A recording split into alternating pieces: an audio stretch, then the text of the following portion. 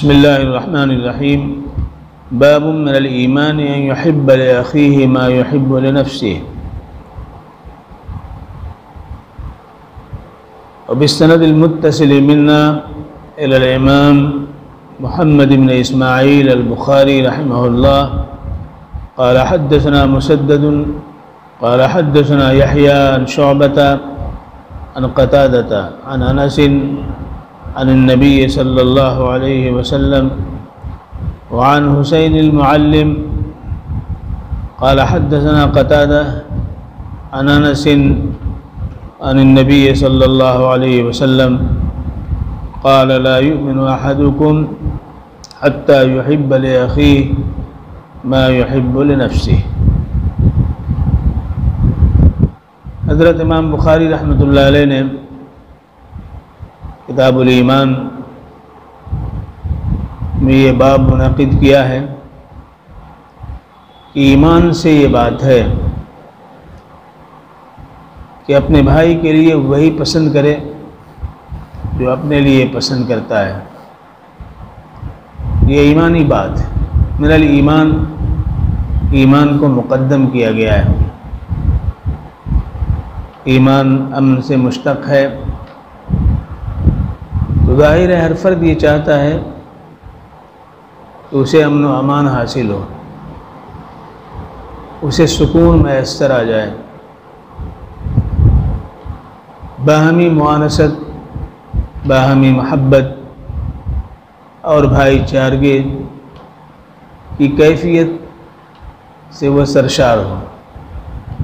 معاشرے میں، سماج میں، دوستوں میں اسے عزت اور وقار کا مقام حاصل ہو. وہ یہ چاہتا ہے کہ اس سے جب کوئی معاملہ کرے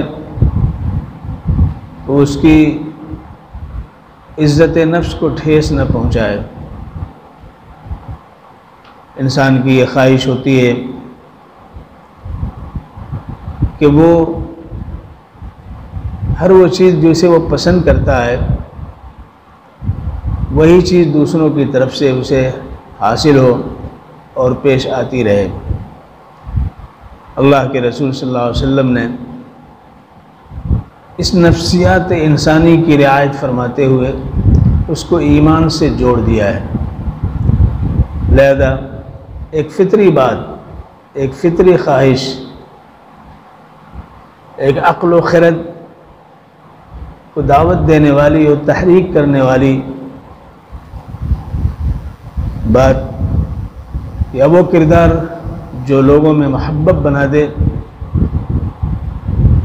اس کی وضاحت کرنے کے لیے اللہ کے رسول صلی اللہ علیہ وسلم نے یہ فرمایا کہ لا یؤمن احدکم حتی یحب لأخیہ ما یحب لنفسہ. ایمان جو ثمرہ نجات، ایمان جو محبت الہی کا مظہر ہے، ایمان جو سعادت دارین کا ذریعہ ہے، ایمان جو انسانی مقاصد کی تکمیل کے لیے لازم ہے، ایمان جس کے ذریعے انسانی جوہر کھلتا ہے اور کھلتا ہے اور اس کی بنیاد پر اخروی سعادتوں کے دروازے اس کے لیے کھلتے چلے جاتے ہیں. لہذا اس ایمان کا ایک جوہر، ایک امتیاز یہ ہے کہ وہ اپنے بھائی کے لیے وہ بات پسند کرے جو اپنے لیے وہ پسند کرتا ہے. ہر فرد یہ چاہتا ہے کہ اسے عزت ملے، اسے وقار ملے، اس کی ثناخوانی کی جائے، اس کی تعریف و توصیف کی جائے، اس پر کیچڑ نہ اچھالا جائے، اس سے بغض و کینہ نہ رکھا جائے، اس سے حسد اور جفا کا معاملہ نہ کیا جائے، اس سے نفرت انگیزیاں نہ ہوں، اسی طرح سے اس پر لعنت و ملامت نہ کی جائے، اس سے قریب ہوا جائے. لہذا یہ سارے اوصاف جو منفی اور مثبت، نگیٹو یا پازیٹیو کردار اپنے جلوہ میں رکھتے ہیں، ایک صاحب ایمان کو بھی یہ پیش نظر رکھنا چاہیے کہ وہی وہ معاملہ دوسروں کے ساتھ کرے، اس لیے کہ وہ چاہتا ہے کہ اس کے ساتھ یہ معاملہ ہو تو یہ معاملہ دوسروں کے ساتھ کرے۔ تو ظاہر ہے جب دوسروں کے ساتھ اس کا یہ معاملہ ہوگا، یہ اخلاق برتے گا، تو ایسی صورت میں دوسرے بھی اس کے ساتھ اخلاق برتے ہیں۔ ایسا نہیں ہے کہ اگر آپ کسی کے ساتھ اچھا معاملہ کریں تو آپ کے ساتھ برا معاملہ کریں، یہ الگ بات ہے۔ کہ کسی کا مزاج ہی بگڑ گیا ہو وہ دوسری بات ہے، ورنہ عام حالات میں ایسا نہیں ہوتا ہے کہ اچھا سلوک کرنے کے بعد اس کے ساتھ اس کے عوض میں برا سلوک کیا جائے۔ لیکن نفرتیں اگر بڑھ جاتی ہیں، تکدر میں اضافہ ہو جاتا ہے، وحشت ناکیاں دو چند ہو جاتی ہیں، دوریاں مہجوریاں ان کی کھائیاں گہری سے گہری ہوتی جب چلی جاتی ہیں، تو ایسی صورت میں ایسا بھی ہوتا ہے۔ لیکن عام حالات میں یہ چیز نہیں ہوتی ہے۔ اگر نارمل حالات میں انسان کو ایک دوسرے کے ساتھ جو معاملہ کرنا چاہیے، جس طرح پیش آنا چاہیے، جو کردار اس کو ادا کرنا چاہیے، اللہ کے رسول صلی اللہ علیہ وسلم نے اس کی طرف بڑے بلیغ انداز میں مختصر اور جامع الفاظ کے ساتھ اس کو بیان فرما دیا ہے۔ تو یہ حدیث بہت ہی اہم ہے، بہت ہی اہم ہے۔ یہاں پر ایک اشکال یہ پیدا ہوتا ہے کہ صاحب ایمان یعنی ایمان کامل اسی وقت ہو سکتا ہے جب جو چیز اپنے لیے پسند کرتا ہے وہی دوسروں کے لیے بھی پسند کرے۔ تو یہ اس میں نہیں ہے کہ ایک استاذ ہے تو وہ سب کو لیے پسند کرے کہ سب استاد ہوں، تو بیک وقت سب استاد نہیں ہو سکتے ہیں۔ استاد و شاگرد کا فرق تو رہے گا۔ ایسی ایک حاکم ہے، وہ یہ نہیں کر سکتا کہ جتنے محکوم ہیں سب کو حاکم بنا دے۔ ایک جج ہے تو سب کو جج وہ بنا دے، یہ اس کے لیے ممکن نہیں۔ لہذا ایک ناممکن چیز کو ممکن کر کے اس پر ایمان کی بنا رکھنا، اس میں اشکال پیدا ہوتا ہے۔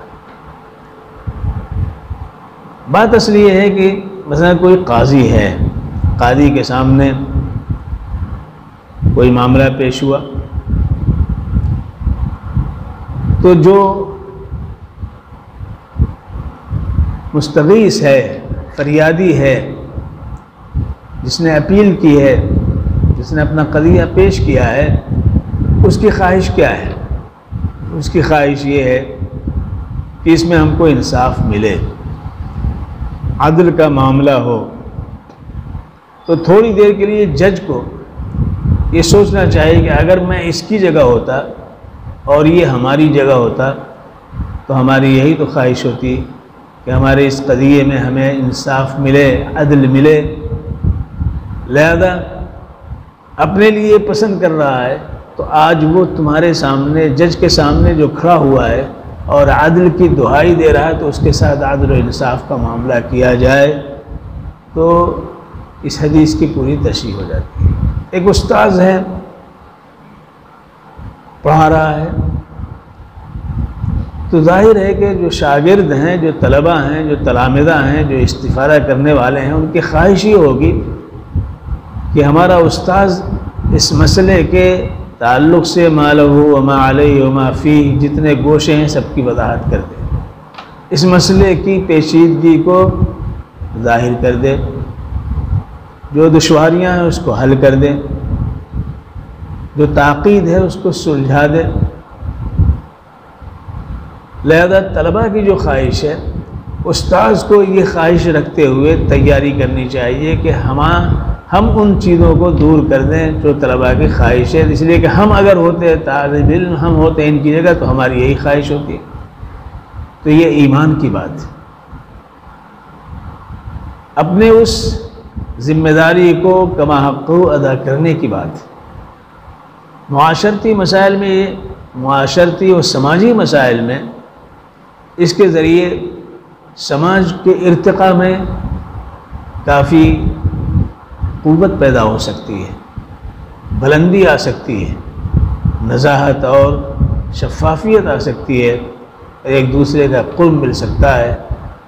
اسی لیے بعض حضرات نے اس حدیث کو بہت اہمیت دی ہے اور اس کو ان احادیث خمسہ میں شامل کیا ہے جس کو گویا حدیث کے ذخیرے میں عطر کی حیثیت حاصل ہے، خلاصے کی حیثیت حاصل ہے۔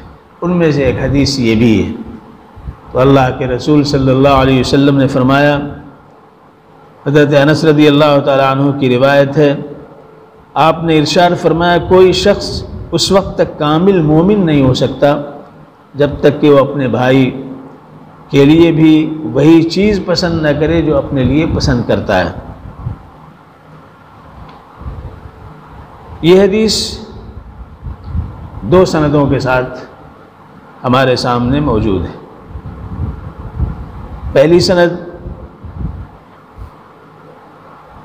میں حضرت قتادہ ہیں جو روایت کرتے ہیں حضرت انس سے،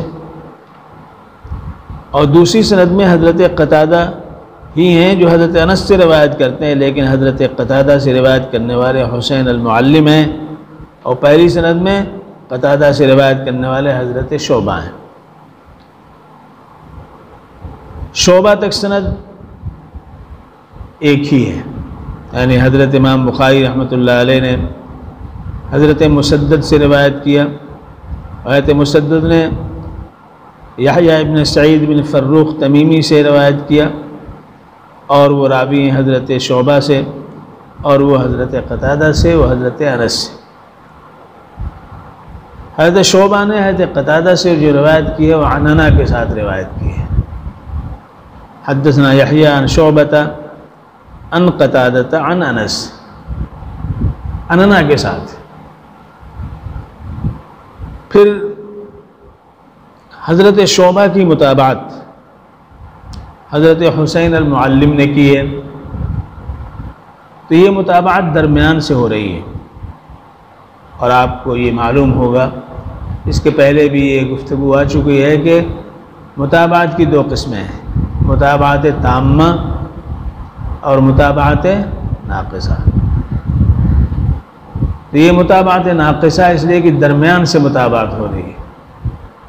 حضرت حسین المعلم نے متابعت کی حضرت شعبہ کی، جس طرح شعبہ نے حضرت قتادہ سے روایت کی ہے، اسی طرح حضرت حسین المعلم نے بھی قتادہ سے روایت کی ہے، لیکن ایک فرق کے ساتھ۔ وہ فرق یہ ہے کہ حسین المعلم نے قتادہ سے روایت کی تو حدثنا کہا، تحدیث کے صیغے کے ساتھ روایت کی ہے، اور حضرت امام شعبہ نے روایت کی ہے حضرت قتادہ سے، تو انہوں نے یہ روایت عنعنہ کے ساتھ کی ہے۔ شاید اسی فرق کو پیش نظر رکھتے ہوئے حضرت امام بخاری رحمۃ اللہ علیہ نے دونوں سندوں کو الگ الگ نقل کیا ہے، ورنہ مرویات حضرت انس سے ہے، ایک ہی راوی ہیں، لہذا الگ سے اس کو روایت اگر نہیں کرتے تو کوئی مسئلہ نہیں تھا، لیکن اس فرق کو ظاہر کرنے کے لیے کہ پہلی سند روایت شعبہ عن قتادہ ہے، اس میں عنعنہ کے ساتھ روایت ہے، اور جو روایت حضرت حسین المعلم کی ہے قتادہ سے وہ حدثنا کے ساتھ ہے۔ اسی طرح حضرت امام بخاری کے شیخ نے روایت کی ہے حضرت مسدد نے، لہذا حضرت مسدد کی اتباع میں حضرت امام بخاری رحمۃ اللہ علیہ نے یہ روایت اسی طرح سے نقل فرمائی ہے۔ تو اپنے شیخ کی اتباع کی ہے، گویا کہ شیخ نے ایسا ہی بیان کیا ہے۔ اور دوسری بات وہی جس کا تذکرہ آ چکا کہ عنعنہ اور تحدیث کو پیش نظر رکھتے ہوئے حضرت امام بخاری نے علیحدہ علیحدہ دونوں کی سندیں نقل کی ہیں۔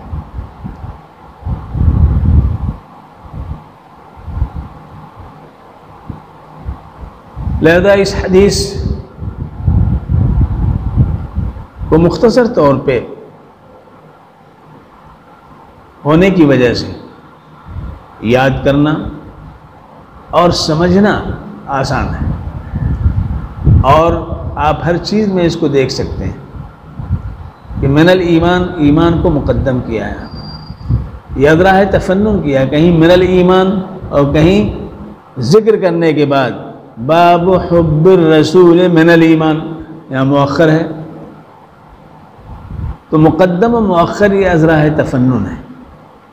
الفاظ کے بدلنے کی وجہ سے قرأت میں نشاط قائم رہتا ہے، پڑھنے میں اچھا لگتا ہے، سننے میں بہتر معلوم ہوتا ہے۔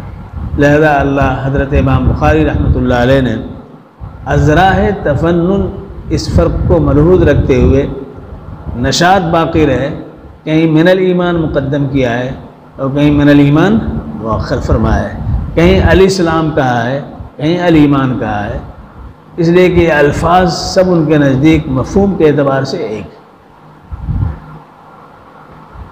تو جب انسان اپنے لیے پسند کرتا ہے تو اب یہ سوال پیدا ہوتا ہے کہ حضور اکرم صلی اللہ علیہ وآلہ وسلم کی محبت اس کے اندر کیسی ہونی چاہیے۔ انسانی زندگی کو برتنے کے لیے انہیں جن چیزوں کی ضرورت ہوتی ہے اسے وہ چیز محبوب ہوتی ہے، لیکن دارین کی سعادتوں کو پانے کے لیے اللہ کے رسول صلی اللہ علیہ وسلم کی ذات والا صفات کی ضرورت ہے، اس مہر طیبہ کی ضرورت ہے جس کی روشنی میں ہم منزل مقصود تک پہنچ سکتے ہیں اور دارین کی سعادتوں سے ہم کنار ہو سکتے ہیں۔ اس ذات سے کتنی محبت ہونی چاہیے۔ محبت کی دو قسمیں ہیں، ایک محبت فطری ہے اور ایک محبت عقلی ہے۔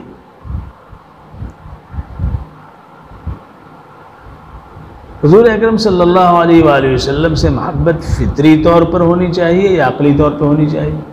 ایک سوال یہ بھی پیدا ہوتا ہے۔ تو فطری محبت جیسے باپ کو بیٹے سے ہوتی ہے، ماں کو بیٹے سے ہوتی ہے، یہ فطری محبت ہے، اپنوں سے محبت ہوتی ہے، فطری محبت ہے۔ لیکن اپنے اگر اللہ کے رسول صلی اللہ علیہ وسلم کا کوئی حکم توڑتے ہیں، نماز نہیں پڑھتے ہیں، قرآن پاک کی تلاوت نہیں کرتے ہیں یا قرآن پاک کے ساتھ بے ادبی کرتے ہیں، تو ایسی صورت میں باپ بیٹے کی پٹائی کرتا ہے، خفگی کا اظہار کرتا ہے۔ کیوں؟ اس لیے کہ حضور صلی اللہ علیہ وسلم کے حکم کے خلاف کر رہا ہے، اللہ رب العزت کے کلام کی بے ادبی کر رہا ہے، تو یہ محبت عقلی ہے، یہ محبت عقلی ہے۔ اور یہ اس وقت جب محبت فطری اور عقلی دونوں کا سامنا ہو تو اس وقت عقلی محبت بڑھ جانی چاہیے فطری محبت کے مقابلے۔ لہذا ایک باپ اپنے بیٹے کو مارتا ہے، کیوں؟ کہ قرآن پاک نہیں پڑھ رہا ہے، نماز نہیں پڑھ رہا ہے، تو اس وقت وہ محبت فطری محبت پر غالب آ جاتی ہے، لیکن عام طور پہ فطری محبت ہی غالب رہتی ہے، لیکن جب سامنا ہوتا ہے، مقابلہ ہوتا ہے تو اس وقت محبت وہ غالب ہے۔ تو اللہ کے رسول صلی اللہ علیہ وآلہ وسلم کی محبت عقلی طور پر سب سے زیادہ ہونی چاہیے۔ ایک شخص کا بیٹا بیمار ہے، کسی ڈاکٹر نے کہا کہ اس کو اگر شراب پلا دی جائے تو صحت یاب ہو جائے گا۔ اب یہاں فطری اور عقلی محبت میں کشمکش شروع ہو جاتی ہے۔ فطری محبت بیٹے سے ہے، عقلی محبت حضور صلی اللہ علیہ وسلم سے ہے۔ لہذا اگر وہ یہ کہتا ہے کہ میرا بیٹا ہے، اگر اس کی موت بھی واقع ہو جائے تو ہمیں منظور ہے، لیکن شراب اسے نہیں پلاؤں، موت تو اپنے وقت پہ آئے گی، جاتے جاتے میں شراب اس کے حلق سے نہیں اتار سکتا، اور اس پہ وہ قائم رہتا ہے، تو یہ محبت عقلی ہے جو غالب آ گئی۔ اسی طرح سے اور بھی مثالیں دی جا سکتی ہیں۔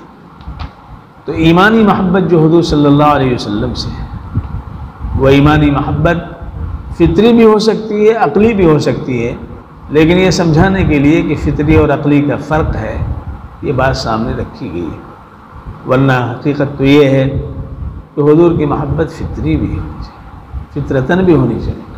اللہ تبارک و تعالیٰ نے قرآن پاک کے اندر فرمایا، اعوذ باللہ من الشیطان الرجیم، بسم اللہ الرحمن الرحیم، قل ان کان آباؤکم وابناؤکم واخوانکم وازواجکم وعشیرتکم واموال اقترفتموها وتجارۃ تخشون کسادها ومساکن ترضونها احب الیکم من اللہ ورسولہ وجہاد فی سبیلہ فتربصوا حتی یأتی اللہ بامرہ واللہ لا یہدی القوم الفاسقین۔